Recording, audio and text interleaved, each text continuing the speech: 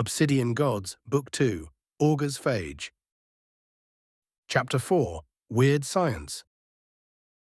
Over the next week, Nora, Corrine, and the rest of the team got to work breaking open the first of the vials and running preliminary analysis, being extraordinarily careful not to open or disturb the other 6 and leaving them snugly isolated within their cradle. The first tests were nothing if not monotonous, simple temperature readings, specific gravity, tension and density measurements.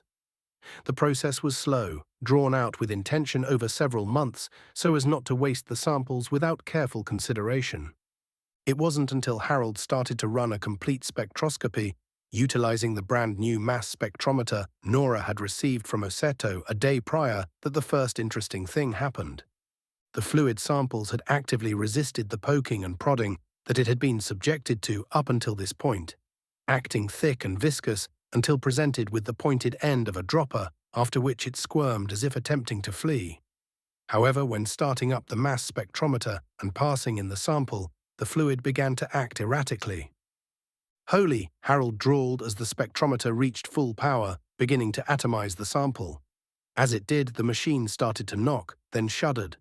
Watching on a terminal feed of the inner chamber cast to the wall screen, Nora and her team each dropped their own work, only to see the sample as stubborn and viscous as ever, suspended in the chamber's center and unwilling to break apart. "Fascinating," said Nora and Corrine almost in unison.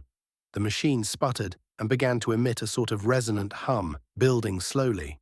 Harold, who had been too mesmerized to act, watched the feed with the rest of them until the machine suffered a crescendo of rattling and sparks before it, and its terminal feed went dark. "That was unexpected," Harold drawled. "Suppose that's coming out of my pay, isn't it?" "Don't be silly," said Nora, still pondering the implications of the failed test. "If it can't be atomized, we will have to come up with another way to measure the sample." "You don't find it alarming that the thing just fought back against the spectrometer?" Corrine asked. "In a manner, sure," said Nora. "Let's just not let that happen again. Harold?" "Right," Harold affirmed with a nod. "And what of the sample still inside the machine?" said Corrine, concerned. "Burn it," Nora said. "We have 6 more tries at this. We may have been a little too cavalier with our methods thus far. I'll have to think about what to do next. Though I'm open to suggestions." Harold didn't wait for an order this time, instead wheeling the spectrometer into the back room, as he had with the self-destructed terminal, toward the incinerator. Being careful not to waste any more of the samples, research slowed over the coming weeks to a fraction of the pace it had been. Nora was more cautious now, not wanting to risk her future over being too brash. Director Smythe was counting on her and her team to get results, and she meant to.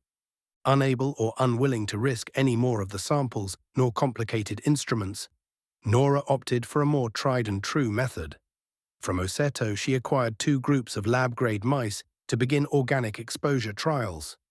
Usually impossibly difficult to come by, lab mice were a relic of humanity's origin. These particular mice had to be sourced from the Sovereignty's Naval Medical Division directly, at a cost she could only hope to comprehend. That was a non-issue in Nora's eyes, however, as she made the case to Director Smythe before acquisitioning the mice. In tandem with her research in the samples, Nora, rather industrially, tasked one of the more junior researchers, a Dr. Kyo Wanan, who, being on her team, seemed to have close to 10 years of experience, to establish and run a breeding program for the mice, ensuring a constant supply. The breeding program also had the added benefit of alleviating the initial expense of the mice, as the surplus could be then sold off to other teams aboard Bell Tower and beyond. Nora began to develop her relationships with her subordinates, discussing as much detail about each other's lives as their work secrecy would allow. She learned Corrine and Harold both came from the same world, Chehalis, situated on the Sovereignty's border with the Odin. Despite the close proximity in their upbringing, they experienced vastly different childhoods, separated by continents, class division, and a racial divide not seen elsewhere in the Sovereignty. "I think we're ready to start the first round of trials," Corrine said, coming to disturb Nora in her office when everything was ready. The mice were collected, another vial had been opened, and every instrument they had was trained upon the glass enclosure that housed their experiment. A test group of 20 mice were to be exposed at differing intervals, while a control group lived out their time, ignorant to the plight of their compatriots at the other end of the examination room. Half of the test group were injected with the sample directly, while the others were given it mixed in with their morning meal.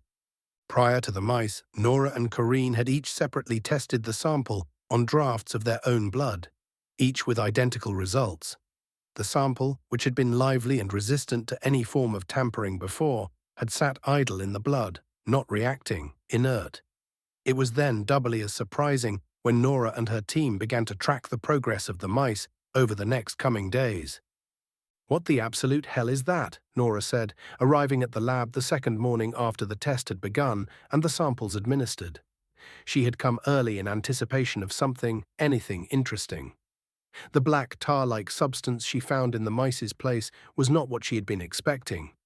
"Oh good," Corinne said, not bothering to look over at Nora as she entered, remaining fixated on the mice or lack of mice. "I was going to call you." "When did you get in?" Nora asked. "Just now." "Well," Corinne looked at her watch. "Oh, an hour ago. Guess I've just been staring at them the whole time." "And they were like this when you got here?" "Almost. The one on the far right still had a head when I got in," she said, pointing. "I think that was the one we fed last." Nora looked over at her. "So the pathogen, it progresses linearly?" Nora asked in sudden realization. "Yeah, looks like," Corinne admitted. "So we're calling it a pathogen now." "Well, look at it," Nora said, looking back at the horror show in the glass enclosure. "Nothing got out right. It hasn't breached containment. Nothing shows up on the readings. I think we're safe," said Corinne. "I wouldn't be so sure about that," said Kyo as she entered to do her rounds, taking care of the mice. "Look over here." Dr. Wanan was across the exam room, standing over the second glass enclosure that housed the control group of mice. Nora and Corinne came over to look. Inside, several of the mice had begun to act erratically. "Now that ain't right," said Harold, who had materialized behind them. "Have you seen the other enclosure?" Corinne asked Harold. "No," Harold said, turning to walk towards it. Nora and Corinne continued examining the control group, watching in fascination as a subset of mice were running around their enclosure, trying to escape those that were immobile, writhing on the enclosure floor. One of the mice stopped squirming as they watched, silvery black tar working its way out of its orifices. "Holy shit!" an aghast Harold yelped from across the exam room. Rushing back over to where Nora and Corinne stood with Kyo and out of breath, he said, Doctors, have you seen this? They all melted." "Dr. Gall, what do you want me to do with the mice?" asked Kyo with concern. "We will have to let this play out. Some sort of contamination must have been brought into the control group's enclosure. It's safe to say this experiment is a wash," said Nora. "Not entirely said Corinne, before being cut off by an impatient Kyo. "That's impossible," Kyo said, indignant. "I tended to these mice myself. There was no possible way these mice could have been exposed to—" "And yet it happened," interrupted Nora. "Look for yourself, Dr. Wanan. One of us, all of us, screwed up." "Dr. Gall, there's just no way." Kyo doubled down. "Dr. Wanan, please," said Nora. "There's little point in arguing about this. Use your eyes, unless you're suggesting that these mice were somehow infected by a pathogen that traveled between 10 meters and 2 reinforced panes of glass enclosure." "No, said Kyo. "Dr. Lan, I'm sorry." "You were saying," said Nora, finished with Kyo's disruption. "If I can salvage," she started, "some of this mice sludge, we may yet have a way of producing more of the sample." Nora audibly shuddered. "Mice sludge," she said, disgusted. "Doctor, and the rest of the mice?" Kyo asked again. "Once the pathogen runs its course, bring them over to the incinerator," said Nora to Kyo's disdain. Uncomfortable with the events playing out inside the enclosure, Kyo left the exam room with Corinne following her out. "Shame that," Harold said, stepping beside Nora to watch the show. "Poor little bastards." Nora hummed in agreement. "How could this have happened? Upstairs is going to have my hide over another loss like this." "I won't tell the director if you don't," said Harold, raising his eyebrows as he realized what he had said. "That's not something you should be discussing, or even know," Nora said, turning to him. "How is it that an engineer knows something like that?" "Well, shoot," said Harold. "Sorry, Doctor. When you've been here as long as I have, you tend to know things." "How long have you been here, Harold?" 37 years, give or take, said Harold. God, you're shitting me, Nora laughed. How old are you? An employer's not supposed to ask that, he said before leaning in and whispered, 52. You were 15 when you started here? Asked Nora, now more interested in Harold than the carnage in the mouse enclosure. Sure was, he admitted. It was the director himself that hired me. I have seen him around once or twice over the years, so I figure he's still kicking it at the top. Don't go around sharing that with the others. Oh, don't worry, I won't, he said. You're a lot nicer than the last guy, you know. Oh? He was an ass, pardon me. Treated us like slaves, most of us. We called him the Baron, though he never knew it. Dr. Bowen treated most of you like slaves. What about the others? Others? No, there was just the one, Harold clarified. Dr. Lan and him had a thing for a while, though I don't suppose I should be the one telling you this. No, I guess not, Nora said. I'm glad you're doing better now. Me too, boss, Harold drawled. Me too. Harold left the exam room, leaving Nora alone with herself, her thoughts, and what was left of the mice. How could it be that the control group was infected, she thought, knowing that she oversaw Dr. Wannon, each group as it was placed into their separate closures personally.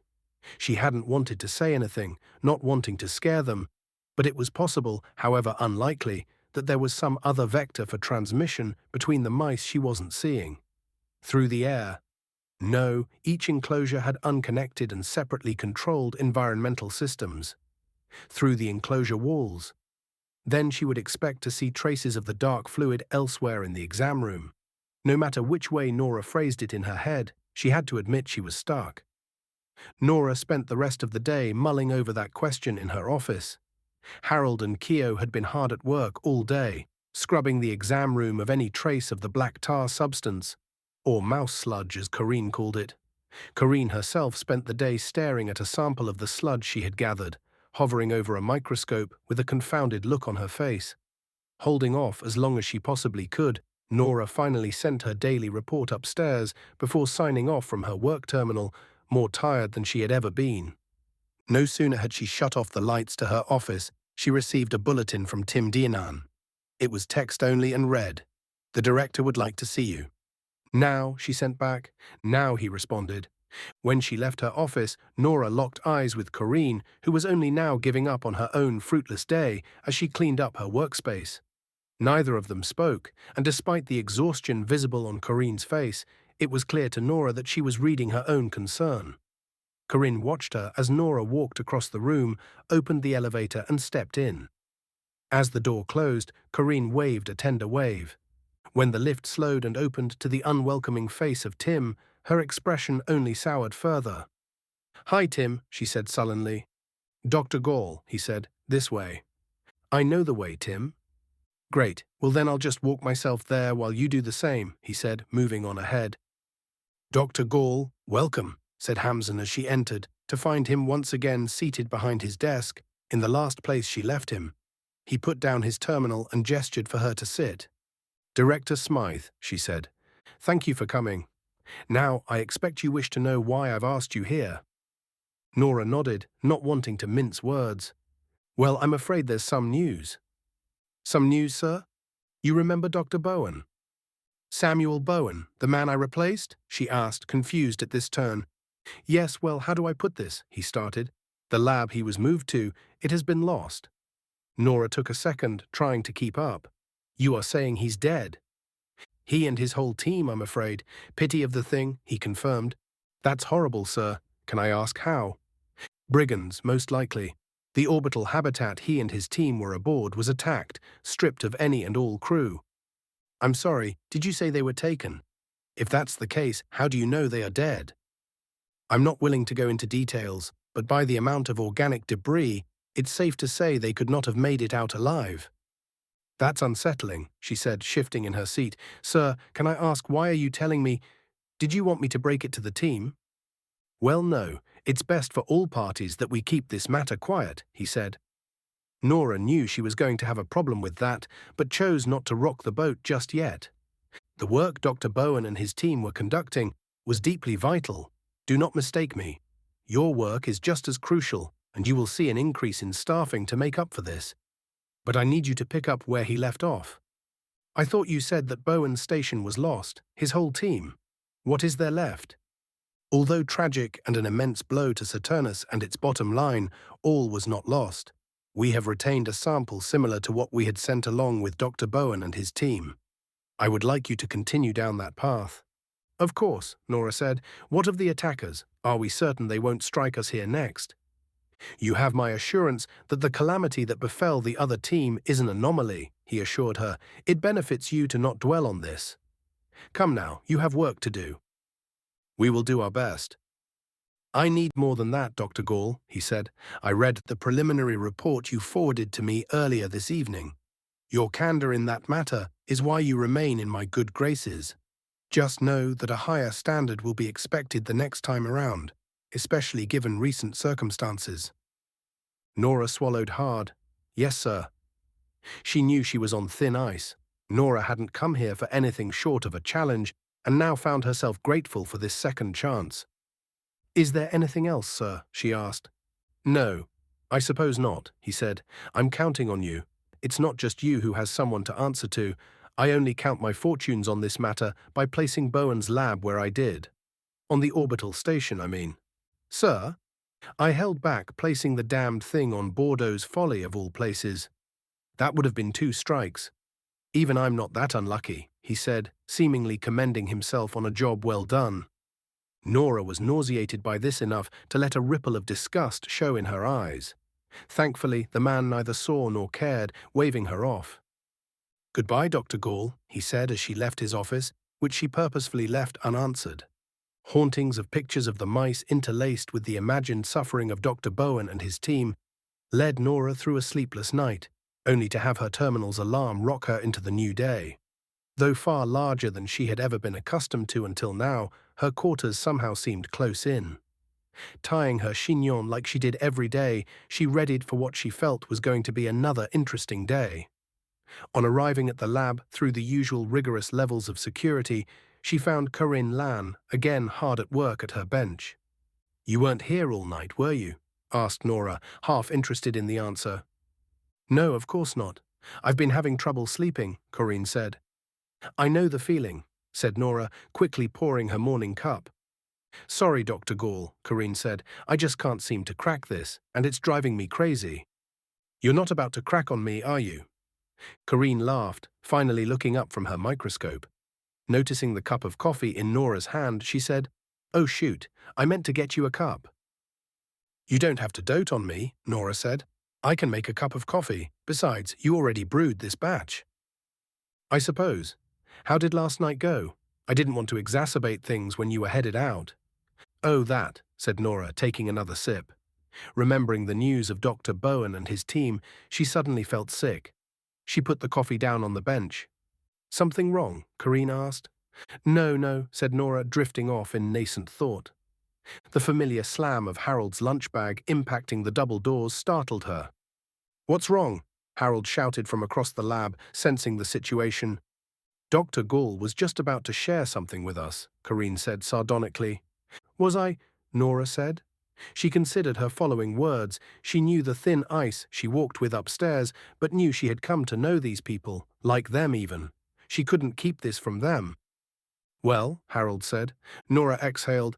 I got some pretty terrible news, straight from the top, she said, dropping any preamble. Your old boss, Dr. Bowen, had been running an orbital lab that was attacked. All hands lost. Nora looked at the faces of her subordinates, each displaying vastly different reactions to the news. Harold barely masked a grin with a veneer of stoicism. Corinne, on the other hand, tried valiantly to hold back tears, her head slumping. Nora could see the moment her heart broke. Oh, come now, Harold said as he wrapped an arm around Corinne. Let it out. Corinne wept into Harold's chest, soaking his lab coat. I'm sorry, Nora said, unsure how to handle it all. It's okay, boss. She's just a little shaken up. Best I take her home now. Sure, Nora said. Take the day. Matter of fact, all of you should take the day. Just as Harold neared the door, Dr. Wannon and a handful of other researchers intercepted them. As Corinne waited by the lift, Harold lived up to his fatherly role, breaking the news to the rest of them. As they each heard him and digested the news, they began filtering out one by one until Nora was the only one left. That's when it came. A packing crate entered, identical to the one that brought the sample vials and the first cryptic message from the director. It bustled its way out of the lift and over to Nora, dropping down at her feet. Placing her hand against the terminal, the crate unlocked, hissed, and slid apart, revealing another sealed plastic container. This time, however, a handwritten note was fastened to the top. Nora removed the note, studying it line by line. After her initial failures, she had been expecting some sort of reprisal from the director. A formal reprimand, a demotion, hell, even an outright sacking. The note instead outlined in explicit detail her objective over the coming weeks: study the sample, unlock its secrets. Nora placed the note down and peered into the container. Condensation was thick on the plastic shell, but she was able to make out the outline of her new sample. 45 weeks to the day after her work began, Nora was delivered a human foot. This has been Chapter 4, Weird Science of Augur's Phage, Book 2 in the Obsidian Gods series. Original content written by Eric Berndt, all rights reserved. Thank you to my patrons on Patreon. If you liked the chapter, please consider liking and commenting below your thoughts. Your feedback helps immensely. If you would like to read ahead and not wait for the next video, all of my chapters are available free of charge on my Patreon. Patrons also get access to an audiobook file of Book 1 and other exclusive benefits. Thank you for listening.